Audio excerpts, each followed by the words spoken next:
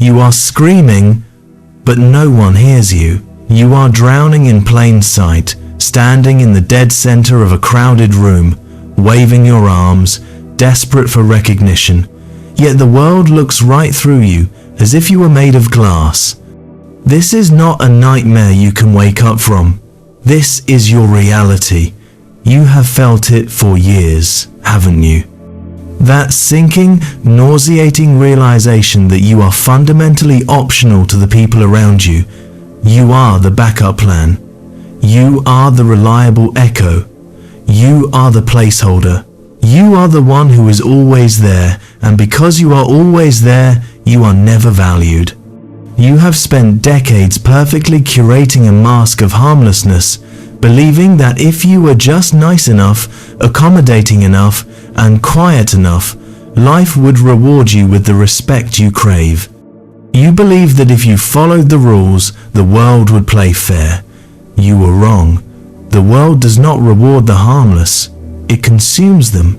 You have been sold a lie, a poison pill wrapped in sugar, and you swallowed it whole. Today, we are going to drag that poison out of your system. We are going to look at the wreckage of your personality and identify the exact mechanism that has turned you into a ghost in your own life. This is not going to be comfortable. In fact, if you are who I think you are, this is going to hurt. Good. Pain is the only teacher you respect. If you are ready to kill the weak part of yourself so the strong part can breathe, then listen closely. If you want to remain a victim, leave now. For the rest of you, welcome to the desert of the real. To understand why you are not respected, we must first shatter the illusion of your own virtue. You identify as a nice guy. You wear this label like a badge of honor, like a shield that protects you from criticism. You tell yourself, I am a good man because I treat people well. I am a good man because I don't start fights. I am a good man because I listen. But let us look closer. Let us look with the cold, hard eyes of truth. Are you truly good, or are you simply harmless? There is a massive, fundamental distinction that you have ignored for your entire existence. A rabbit is not virtuous because it does not eat the wolf. A rabbit is harmless because it lacks the capacity for violence. It has no choice but to be peaceful. It is a biological necessity, not a moral decision. You are the rabbit. You avoid conflict not because you have transcended it, but because it terrifies you to your core. You smile when you are insulted not because you are stoic, but because you are afraid of the consequences of anger. You apologize when you are not wrong not because you are humble, but because you are terrified of rejection. This is not morality. This is cowardice, disguised as a code of ethics. You have mistaken your inability to be dangerous for a moral choice to be peaceful. True virtue requires the capacity for mayhem. A man who stands in a garden holding a sword he knows exactly how to use. A man who has the physical and mental capability to burn the garden to the ground, but chooses to keep the sword sheathed. That man is peaceful. That man is virtuous. Because he has the option to destroy, his choice to be kind has value. His kindness is a gift. Your kindness is not a gift. It is a tribute payment. You are paying a tax to everyone you meet, hoping they won't hurt you. You are buying your safety with submission. And the most sickening part is that human beings, on a primal, biological level, can smell this on you. We are evolved from hunters. We are wired to detect weakness. Our brains are wired to scan for hierarchy and competence in microseconds. When you enter a room with your shoulders rolled forward, your eyes darting around, apologizing for taking up space, offering your resources before anyone has even asked, you do not trigger our sympathy. You trigger our disgust. You trigger the predator drive. The shark does not hate the seal. It simply recognizes it as food. When you present yourself as prey, do not be surprised when the world eats you. This leads us to the root of your suffering, the psychological cancer that is eating your potential alive. The covert contract. This is the operating system of the nice guy. You move through the world as a transactional parasite. You do not do nice things because you are generous. You do them because you are buying something, but you are hiding the price tag. You operate under a secret treaty that no one else signed. You tell yourself, if I listen to her problems for 3 hours, she will give me the affection I want. Or, if I cover for my boss's mistakes, he will have to promote me. Or, if I sacrifice my own happiness for my family, they will have to love me. You give your time, your emotional energy, and your resources freely, but you are secretly keeping a ledger. You are counting the coins in your head. And when the world inevitably does not pay you back in the currency of respect, sex, or loyalty, you become resentful. This is why the nice guy is often the most angry man in the room. His rage is subterranean. It festers in the dark. You smile while you bleed, and you hate the world for holding the knife, even though you are the one who handed it to them. You must understand that this resentment is poisoning your soul. It leaks out of you. You think you are hiding it, but you are not. It manifests as passive aggression. It comes out in the sarcastic jokes you make that have a little too much bite. It comes out in the heavy sighs you let out when you don't get your way. It comes out in the way you withhold intimacy as a punishment. It comes out in the way you procrastinate on tasks just to frustrate others. You have become a creature of shadow, acting out your anger in ways that allow you to maintain plausible deniability. I was just joking, you say. I forgot, you say. This is the behavior of a child, not a king. A king states his needs. A king sets his terms. A slave hints at what he wants and hopes the master is in a good mood. You have been a slave to the opinions of others for so long that you have forgotten what freedom tastes like. To reconstruct yourself, we must consult the architect of the subconscious, Carl Jung. Jung understood a terrifying truth that you've spent your entire life denying: the shadow. The shadow consists of everything you have repressed. It is your aggression, your lust, your selfishness, your desire for power, and your capacity for cruelty. Society told you these things were evil. Your parents told you to suppress them. Your teachers told you to sit still and be quiet. The media told you that masculinity was toxic. So, you locked these parts of yourself in the basement of your psyche and swallowed the key. You thought this made you a good man. It did not. It made you a fragmented man, a half man, a neutered man. When you suppress the shadow, it does not die. It regresses. It turns primitive. The aggression you refuse to acknowledge turns into anxiety. The power you refuse to claim turns into neuroticism. You are constantly exhausted because you are using all your energy to hold the door shut against your own nature. The law of the shadow is absolute. You cannot be whole until you integrate the monster. You must go into the basement. You must introduce yourself to the darker parts of your nature.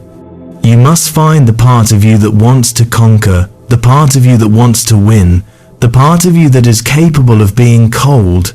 This is not about becoming evil. This is about becoming complete. A man who has integrated his shadow is dangerous, yes, but he is also safe because he is in control. The man who denies his shadow is a ticking time bomb. He is the one who snaps one day and does the unthinkable because the pressure became too great. You must stop fearing your own darkness. The world is a chaotic, dangerous place. To navigate it, you need the capacity for ruthlessness, not cruelty. There is a difference. Cruelty is the desire to cause unnecessary pain. Ruthlessness is the surgical removal of anything that hinders your survival or your mission. A surgeon cutting out a tumor is ruthless. He does not weep for the tissue he discards. He does not apologize to the cancer. He cuts. He saves the body. You are dying of 1,000 social cancers. It is time to pick up the scalpel. You have relationships that are draining you. You have habits that are killing you. You have beliefs that are crippling you. You must be ruthless enough to cut them out. Now let us discuss the mechanics of this transformation. How do you actually become this person? It is not enough to simply understand the theory. You must embody the practice. It starts with the body. The nice guy vibrates with nervous energy. You fidget, you nod too much, you smile constantly, even when you are discussing serious topics. You speak quickly because you are terrified of being interrupted. You are leaking data. You are a machine with exposed wiring. Anyone can reach in, pull a lever, and make you dance. You must undergo a mechanical transformation. You must slow down the simulation. High-status movement is slow and fluid. It mimics the predator who fears nothing. The lion does not scurry. The lion moves with deliberate intent. When you turn your head, turn it slowly. When you blink, blink slowly. When you speak, pause between sentences. Force the world to wait for you. The nice guy rushes to fill the silence because silence makes him anxious. He feels the need to entertain, to reassure, to keep the energy up. Stop it. Become the void. When someone asks you a question, do not answer immediately. Take up space in time. Wait 3 seconds. Look at them. Do not smile. Do not frown. Just look. In that 3 seconds, the power dynamic shifts. They expected a reaction, but they got the abyss. They start to wonder if you heard them, if you are angry, if you are judging them. Their brain starts to fill the silence with their own insecurity. You have done nothing, and yet you have won the negotiation. This is the power of the gap. The gap between stimulus and response is where your power lies. The nice guy has no gap. He reacts instantly. The sovereign man lives in the gap. This brings us to the concept of the black box. In cybernetics, a black box is a system where the inputs and outputs are visible, but the internal processing is hidden. You must become a black box. Currently, you are an open book. You believe transparency builds trust. You think if you show them how you feel, they will understand you. This is a fatal error in the realm of power dynamics. Transparency is vulnerability. If I know that insulting your intelligence makes you angry, I own you. If I know that flattery makes you compliant, I own you. If I know that silence makes you anxious, I own you. I have the remote control to your emotional state. You must cut the wires. When you receive a stimulus, an insult, a compliment, a challenge, there must be no immediate, involuntary facial spasm. There must be a gap, a processing delay where you decide what to show them. You control the flow of information. He who controls the flow of information controls the reality. Before we go deeper into the tactical application of coldness, understand this. We are not building a persona to trick people. We are stripping away the persona you built to please people. We are returning you to your factory settings. Now, let us turn to the economics of respect. You are worthless. I do not mean you have no value as a human being in the eyes of God. I mean that in the market of social dynamics, your value is trading at zero. You have committed the cardinal sin of economics. You have flooded the market. You are everywhere. You are always available. You reply to every message within seconds. You say yes to every request. You offer your presence, your help, and your validation to anyone who asks for free. You have made yourself as common as dirt. And people treat dirt with the respect it deserves. They walk all over it. Why is gold valuable? Not because it is shiny, but because men have to bleed to find it. It is rare. Why is your attention worthless?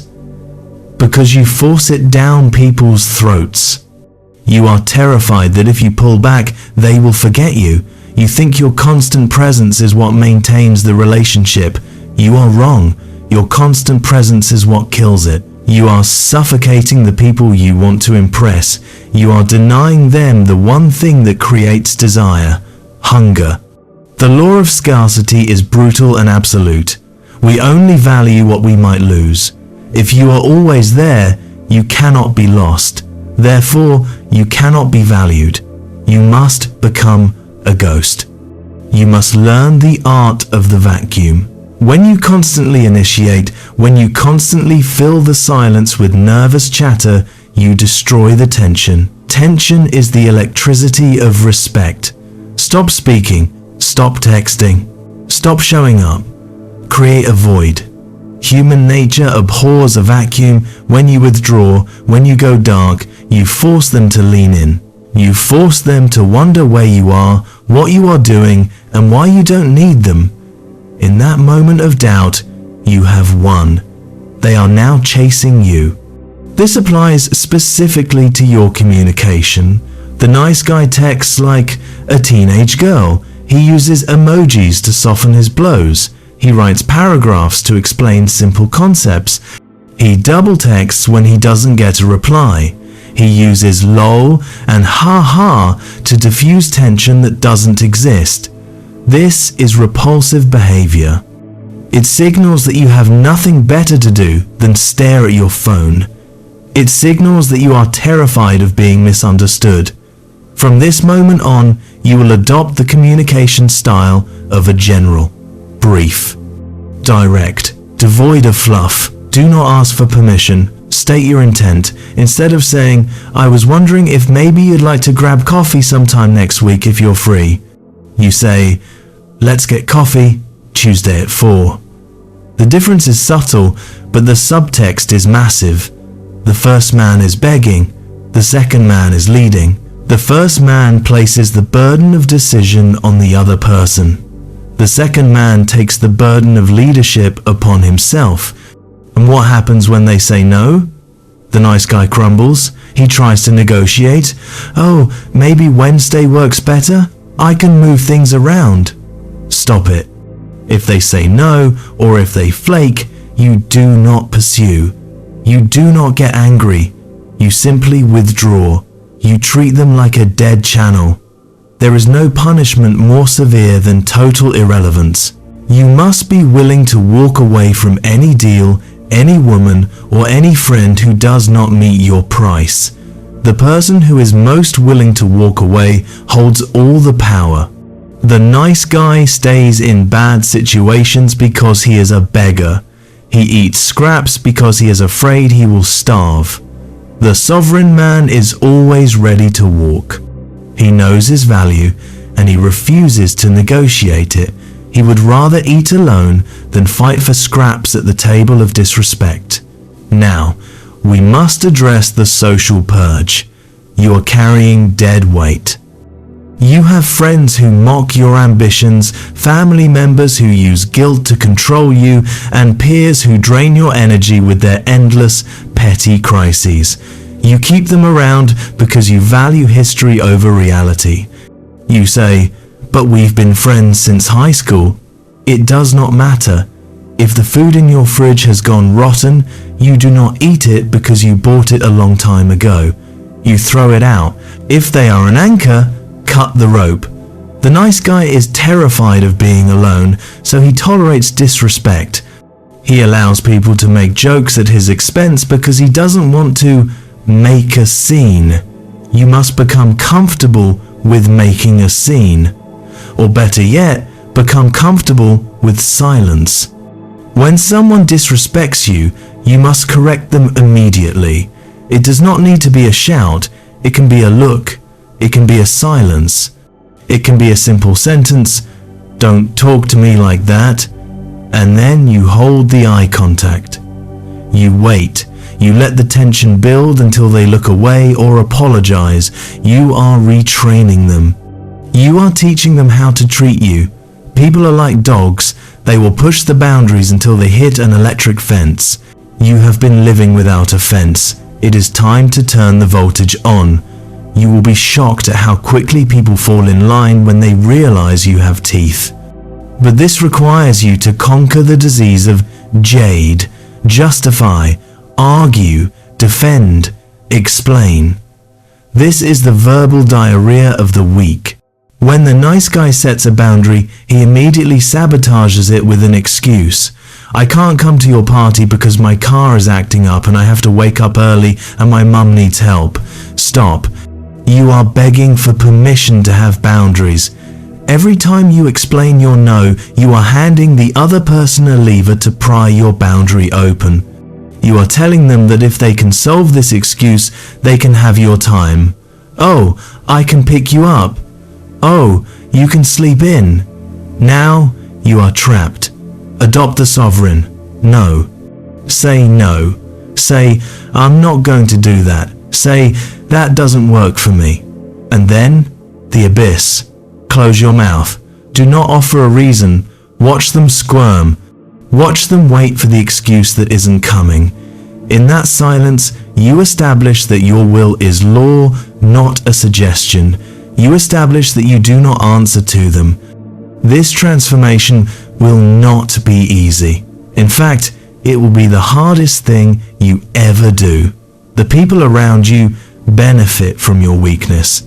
Your lack of boundaries makes their lives easier. Your neediness feeds their ego. When you change the terms of the contract, they will not applaud you. They will rebel.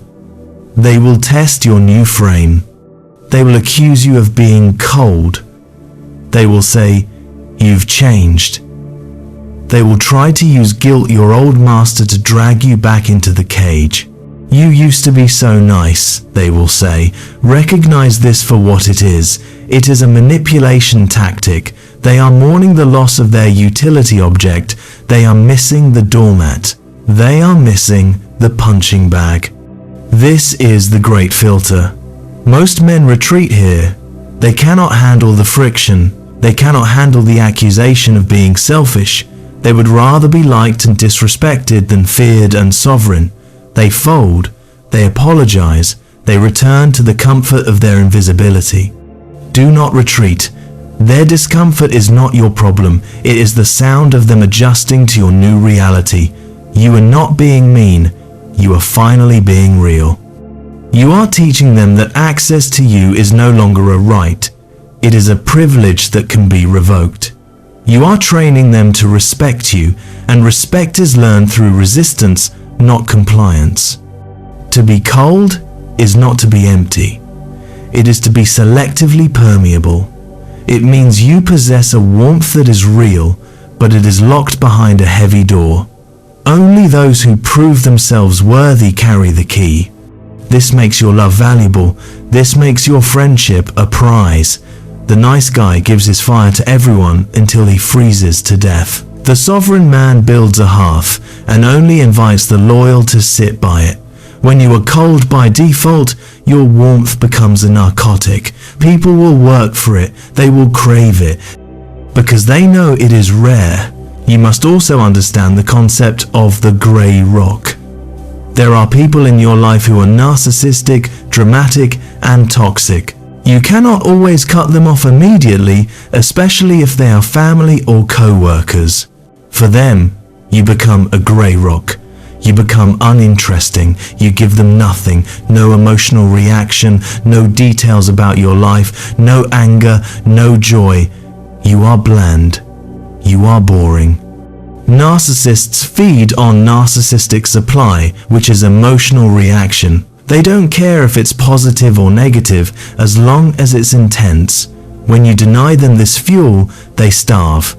They will poke you, prod you, and try to incite a reaction. They will say the most hurtful things they can think of just to see you flinch. Maintain the frame. Be the rock. Eventually, they will get bored and move on to an easier victim. This is the ultimate defensive weapon of the cold man. Let us discuss the workspace. The corporate world is a jungle of covert aggression. The nice guy believes that if he works hard and keeps his head down, he will be noticed. This is a lie. If you keep your head down, you will be decapitated. In the hierarchy of competence, perception is reality. You need to be seen as a threat, not a threat to the company, but a threat to your competitors. You must be competent, yes, but you must also be capable of political maneuvering. Do not gossip, but listen to it. Information is ammunition. Do not complain, but do not accept disrespect. If a colleague steals credit for your work, do not suffer in silence. Calmly and publicly correct the record. Actually, I developed that strategy in the Q3 report. Do not raise your voice. Just state the fact and move on. The nice guy waits for someone else to save him. The sovereign man saves himself. You must also kill the instinct to self-deprecate. You think making jokes about your own failures makes you relatable. You think it shows humility. It does not. It shows insecurity. When you insult yourself, you give others permission to insult you. You are writing the script for how they should view you. Never speak against yourself. Never verbalize your doubts. If you are unsure, keep it inside the black box. To the world, you are absolute. You are resolved. Even if you are terrified, your external avatar must project total confidence. Fake it until you become it. The mask, if worn long enough, becomes the face. Let's dig deeper into the psychology of the void. Why do you feel the need to fill the silence? It is because silence forces you to be with yourself, and you do not like yourself. You use noise to distract yourself from your own hollowness. You use the approval of others to fill the cup that has a hole in the bottom. You must repair the cup. You must become comfortable in your own skin.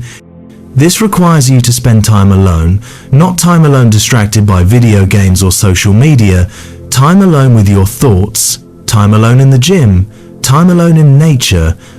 You must build a relationship with yourself that is stronger than your relationship with anyone else.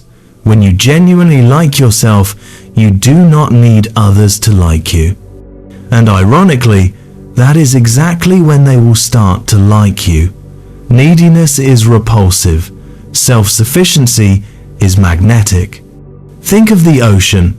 On the surface, it can be choppy and chaotic, but deep down, in the abyss, it is still. It is cold. It is powerful. You must become the deep ocean. Let the surface events of your life, the insults, the failures, the rejections be the waves. They crash and break, but they do not disturb the deep water.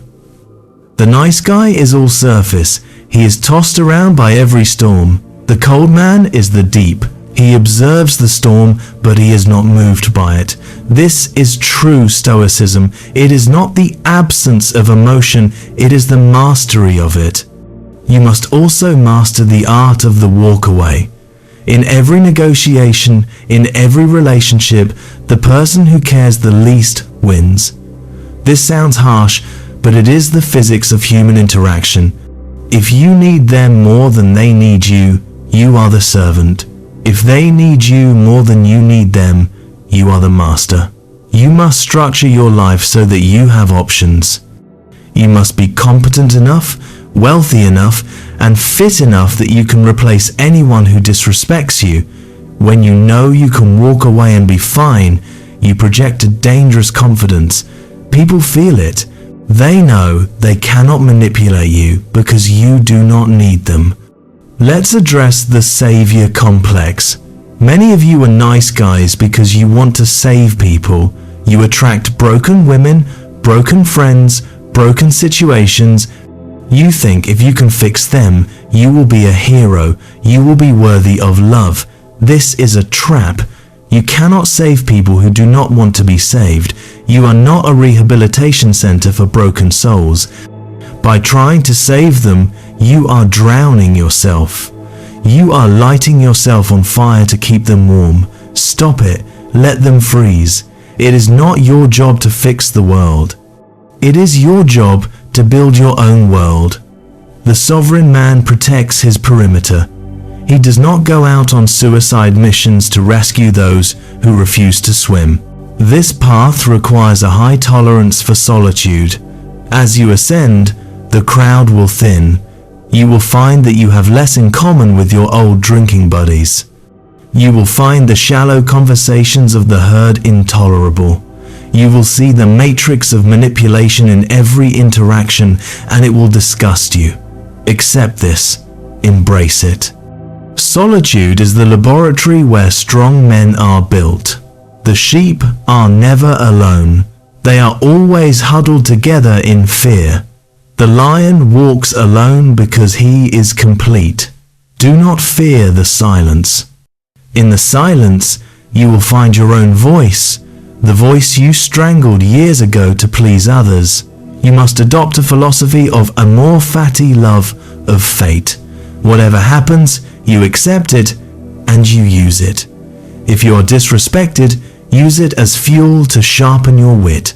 If you are rejected, use it as data to improve your approach. If you fail, use it as a lesson to build your competence. The nice guy is a victim of circumstance. He whines, he complains. He says, "Why me?" The cold man is an alchemist of circumstance. He turns lead into gold. He takes the chaos of the world and orders it through his will.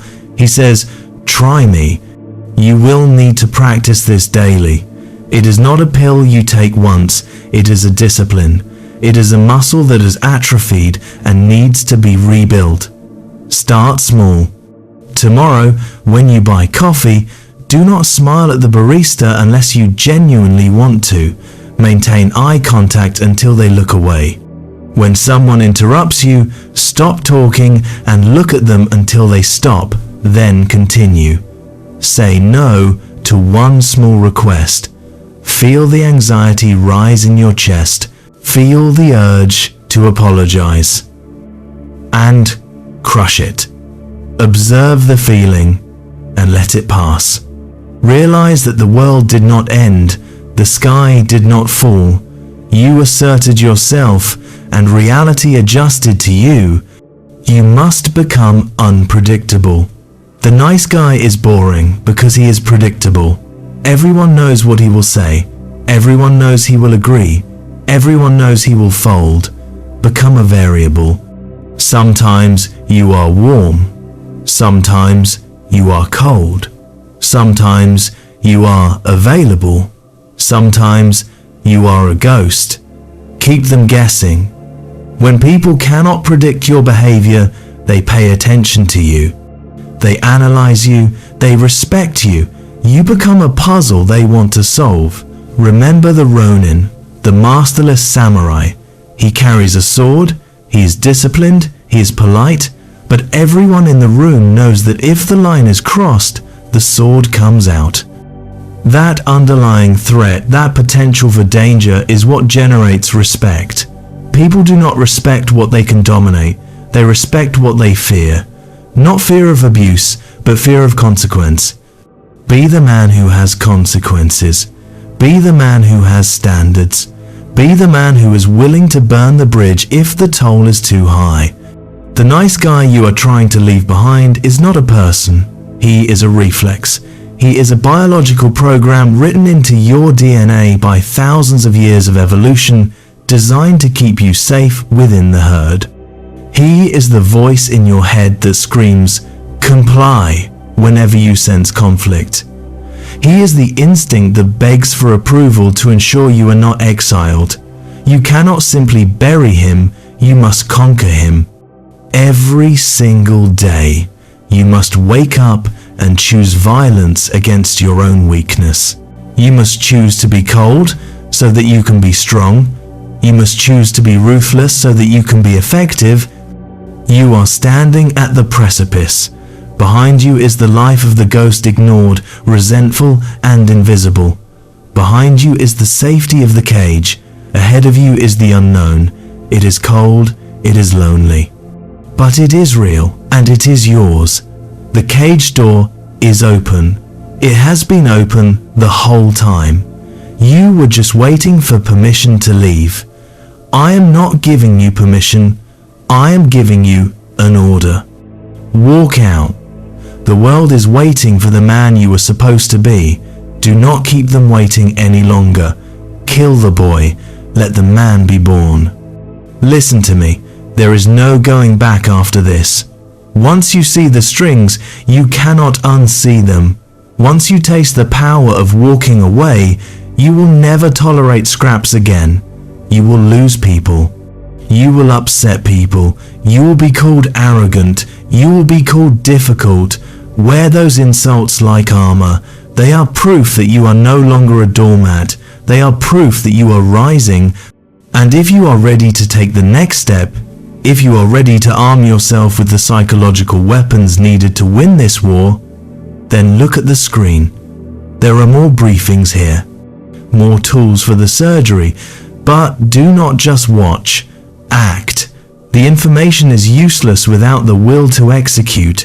Go now, become the abyss, become the sovereign, become the cold,